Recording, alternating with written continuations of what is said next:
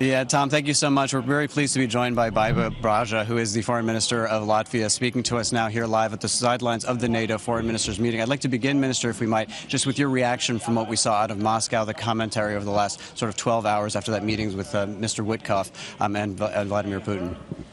I don't see any surprise between the peace and President Trump's wish to achieve that peace. There is only one person, and that is a butcher in Kremlin, and that's what we saw also. And we have seen that all this time, and nothing has changed. And from these sort of discussions now that you're expected to have with NATO allies, this is really a crucial moment for Ukraine. We've said that there have been many crucial moments, but this feels really at the moment in which the balances can be tilted in Ukraine's favor. What is NATO's role? What are Europeans' role in order to achieve that in the next few days and weeks? So NATO's role, NATO's KPI, is what it has been since the establishment, to maintain peace and security in the Euro-Atlantic area for its members. And NATO has been very successful in that respect.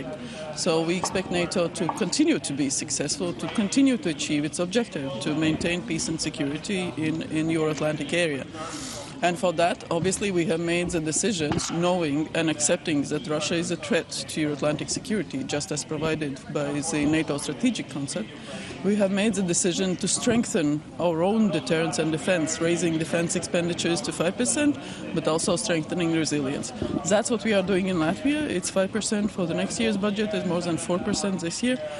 And it's hard core defense capability, so it's in accordance with NATO's defense plans. So we expect all the allies to be doing that. Of course, each will have its own sort of schedule to achieve that.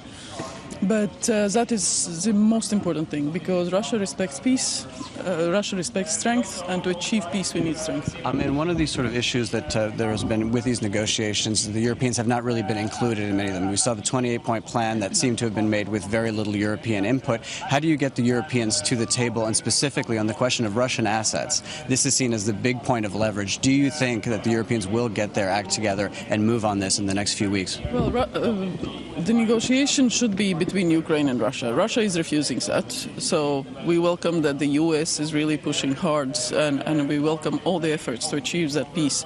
There are issues that will affect European security, and on those Europe is involved, and it's Europe as not as a continent but as allies that are members of NATO and the EU, so it's a generic expression of Europe. But in the same time, it's very clear that those issues that are for Ukraine and Russia to be solved, it's between them, but we assist Ukraine. We, of course, stand by Ukraine in very practical ways. And for the Russian assets? And for the Russian assets, we are working on that. I mean, politically, decision has been made that Russia, unless it compensates Ukraine fully for and contributes to reconstruction, the assets won't be returned.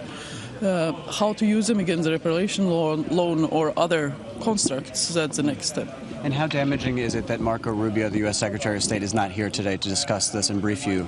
I look forward to engaging with Christoph Landau. It's not the first time that U.S. Secretary is not here.